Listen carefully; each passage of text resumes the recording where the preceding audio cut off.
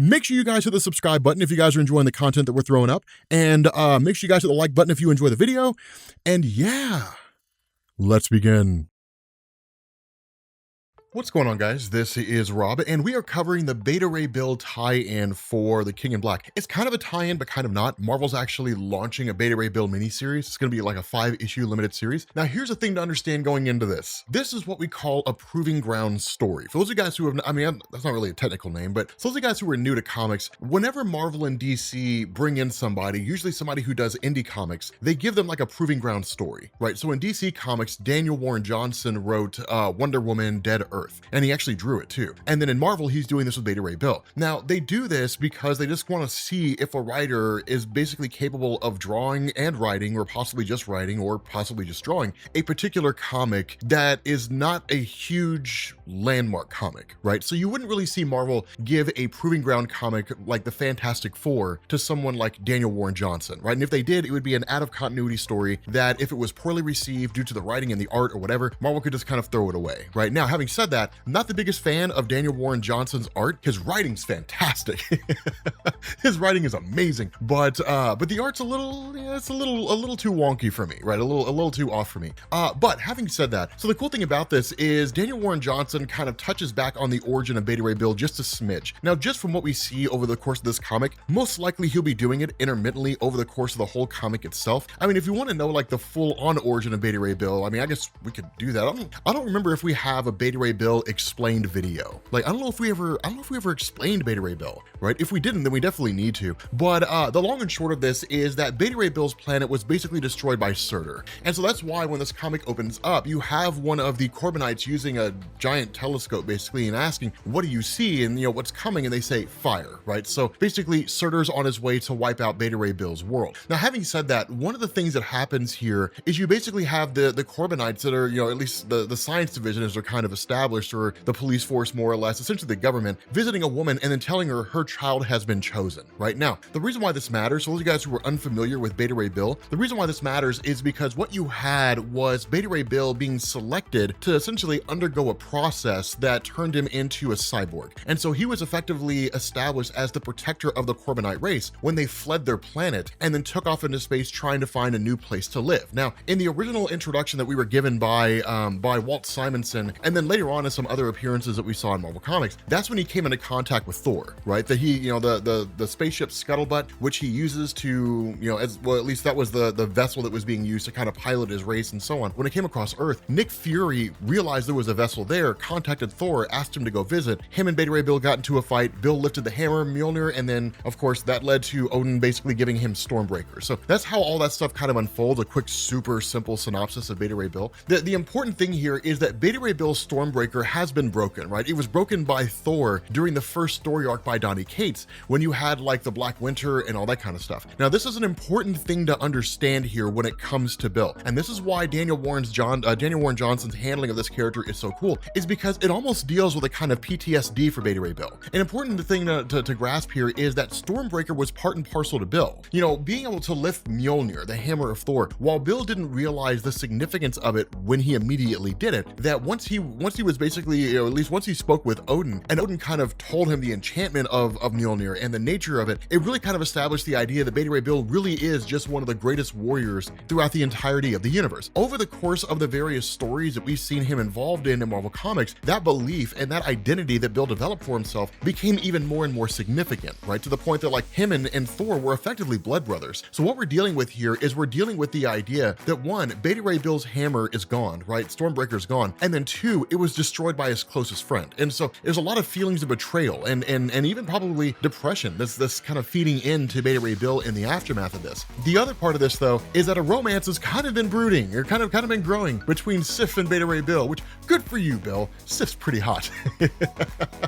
But nonetheless, a romance has kind of been growing between the two, right? And a lot of it comes out of mutual respect. Now, a lot of this is due to the events of the Donny Cates Thor story called Prey. If you're not currently reading that story, which we're on issue number 5, Prey is amazing. amazing. I'm so excited to cover that story. It's a ridiculously good Thor story. The important thing here is that a lot of respect has happened between Sif and Bill. Now, it wasn't just the Prey storyline that led to that, right? Remember, Bill's been fighting alongside Thor for years and years and years and years and years. And Sif is not blind to that, right? I mean, Thor, Beta Ray Bill has proven himself as a capable warrior over and over again. And so with this force that's essentially arriving here, Bill's kind of like, okay, then let's marshal the forces, right? Because Bill's basically the one, he's essentially a steward for Asgard right now, right? That you have Thor on Earth, who was fighting during the King in Black event and was essentially taken by Knull, right? And so as the steward, he's basically the guy kind of keeping an eye on the kingdom while the king is away. And so with that being the case, like once this force basically makes itself apparent, it turns out to be Fang Foom. Now, before you guys turn the video off,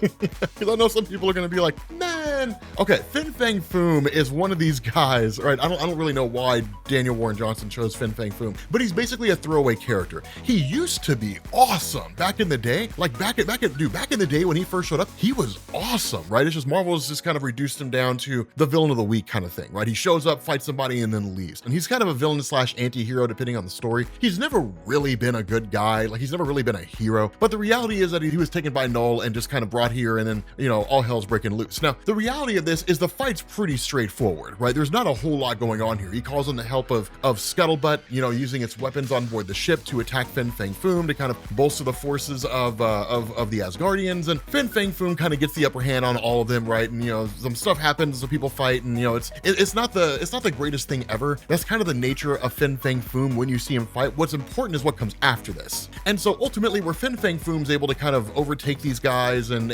essentially like sending the Asgardians cowering in fear, right? Just totally trashing Asgard. Do not let the fact that it's Fang Foom and he hasn't been relevant in 15 years. Do not let that fact lose you on the fact that he's literally single-handedly destroying Asgard, right? Like Fang Foom is trashing Asgard. We've only ever seen that happen a couple of times. Now, this is happening because Thor's not here, if I'm being honest with you guys. If this was a time when like Odin was here, Odin would be like, no, and then he would just destroy Fang Foom, and he'd be like, dude, he's like, man, like you've interrupted my breakfast, right? Like that's the thing about Odin, man, right? Odin would crush Fang Foom and be back to his castle in time for cornflakes. Fang Foom, in the grand scheme of things, is not by any standard of measurement a colossal villain that like sends heroes cowering in fear. The cool thing is, while he is able to get the upper hand on Bill and all of them, which the fact that Bill's losing here is because he doesn't have Stormbreaker. Thor shows up with his hammer and then basically overtakes the day, right? Overtakes everything, and then is kind of considered the champion by the Asgardians, who welcome him back, and Beta Ray Bill's kind of left hanging. Now, that's where the downward spiral begins, right? Because Beta Ray Bill is the one who marshaled these forces. He's the one who fought, in the most hard way. But Thor is the king of Asgard. And it's one of these things where when he shows up, because of the name recognition, because of the fact that he is the king, he's always kind of been the greatest warrior of Asgard after Odin stepped down as like a fighter and basically became a king, that when Thor wins, and it's just kind of like, cool, Thor saved us, right? And everybody just kind of goes and hangs out with Thor. So it's almost like all the accomplishments of Bill throughout all of this are largely just being ignored. And that's something that kind of bothers him, right? Because Thor doesn't really do anything to step up and say, hey, had it not been for Beta Ray Bill marshaling all of you guys, you would have been destroyed, right? Like I came in here and kind of mopped up, but like the glory belongs to Bill. None of that happens. Thor's like, yes, ladies, it's because of me that the day is saved, and we must go to my chambers. And that's basically how Thor's acting at the moment, right? Which, I mean, that's the spoils of being a king, right? That's just the way it goes when you're king. But you have Pip the Troll, who kind of shows up out of nowhere, right? It's kind of like, hey, I heard there was a party, and Bill's like, not right now, dude. So he ends up kind of leaving. He does almost kind of get a reward, right? That he's met by Sif. And Sif just kind of like, where are you going? Like, why are you leaving? And he's like, well, I'm just not. And she's like, well, then you owe me 2 drinks now, right? So like, she leads him off to the room, right? And it's like, man, Beta Ray Bill, dude, Beta Ray Bill's about to get some action, son. And then as soon as he gets in there, she asks like, how does this work? And he's like, well, what do you mean? And she's like, your humanoid form. And that's when the reality dawns on Beta Ray Bill that Sif didn't want him the way he looks now. Sif wanted him when he hits Stormbreaker on the ground and goes back to his normal humanoid form, right? Where he's not really human looking, but looks like his race did before he underwent all these different, enhancements by way of the cybernetic implants and whatnot. And so that's crushing for Bill, right? Because it's kind of like, okay, so like, as I look now, I'm not really attractive enough like to get with you. You want me to like look the way that I normally do, right? And she's kind of taken aback. She's like, I mean, like, don't you change back at night or something like that? And he's like, no, like ever since Stormbreaker was destroyed, there's no way for me to go back to my normal self. And during Prey, sure, I was able to use Mjolnir and go back to my normal self for a moment, but like I don't possess that hammer, right? I don't possess Mjolnir. It's not for me, right? Stormbreaker is the hammer for me, and Thor destroyed it. So I'm basically stuck in this form. And then she's just kind of like, oh. So basically it's like, okay, well, like we're not gonna bang. Like that's kind of what it is. So literally Beta Ray Bill just experienced sexual rejection from Sif. Ask any man out there who's experienced that, and if he tells you, man, it's no big deal, he's full of crap. Like any man who's ever been rejected in that moment is crushed. I promise you. As sure as the sun will rise, he may not show you, but he's totally crushed, right? That's just the way it goes. And so from there, it's one of these things where you kind of do a momentary flashback, right, to Beta Ray Bill when he was a little kid, and he was about to undergo this surgical process in order to become the hero of the Corbinites. And he's very like he's a little kid, right? He's horrified of what's about to happen, right? He's terrified. He has no idea what's going to come out of this, right? All he knows is he's going to experience these kind of enhancements, and that's basically it. But as a child, this is when he's met with Scuttlebutt. And so it's one of these things where the Scuttlebutt AI, which you think Walt Simonson could have chosen a better name, but the Scuttlebutt AI has basically been his partner ever since he was a little kid. It's the only real friend he's had over the course of his life until he met Thor. And now that Thor destroyed his hammer, that friendship's kind of broken on multiple levels. And so Scuttlebutt's his fallback. And so he's like, what will happen to me? And Scuttlebutt's like, I don't really know what's going to happen, but no matter what, I will be with you through it all, right? No matter what happens, I will be with you every step of the way. And that's true. The Scuttlebutt AI has always been there for Beta Ray Bill, has always been a part of Beta Ray Bill's life. It's the one thing he can always count on. And so because of that, he's just kind of like, prep the engines, we're out of here, right? And this is when Thor shows up and it's just kind of like, where are you going? And Bill's like, I'm trying to get away from here, man. Like, I thought we were friends. Like, we're not friends. Like, apparently we're not friends at all. Like, I thought we were brothers in this way. One, like, I marshaled the forces of Asgard. I'm the one that brought all these guys together to face off against Fang, Foom. And then, like, at the end of the day, like, despite no matter how hard we fought and those that we lost, you come in with your hammer and your lightning, you defeat Fang, Foom, and all of my accomplishments totally overlooked, right? Just completely and totally ignored, right? And then on top of all that, the reason why I lost to Fang, Foom and couldn't properly protect Asgard is because you broke my hammer, right? You destroyed Stormbreaker. Now the response of Thor to the first point is I can't control I can't control that, right? It's who I am. Like, I am the king of Asgard. So if I save the day, people are going to assume that I'm the reason why the day's saved, and they're going to ignore your accomplishments. That's what happens when the king shows up and the king defeats the main bad guy, that the people who fought alongside him the entire time are largely just kind of ignored in that way, right? It's just the way that kind of thing works. And so to the second point, Thor doesn't really even make one, right? Like, Beta Ray Bill doesn't give him a chance. He's like, ever since I came to Asgard, I'm reminded of my own failures, right? I'm reminded of the things that I've done wrong, the mistakes that I've made. So I need to leave this place. Like, I need to go and find myself, right? I need to find a hammer, right? I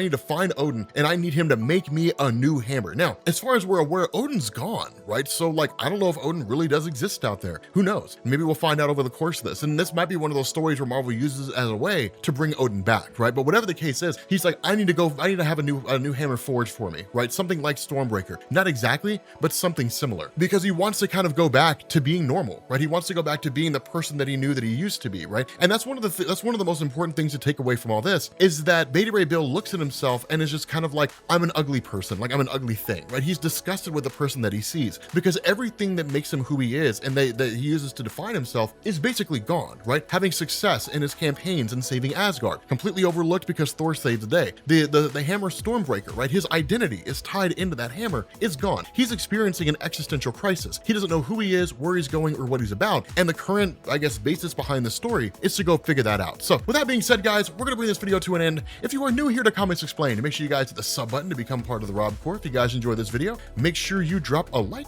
and I will catch you all later. Peace.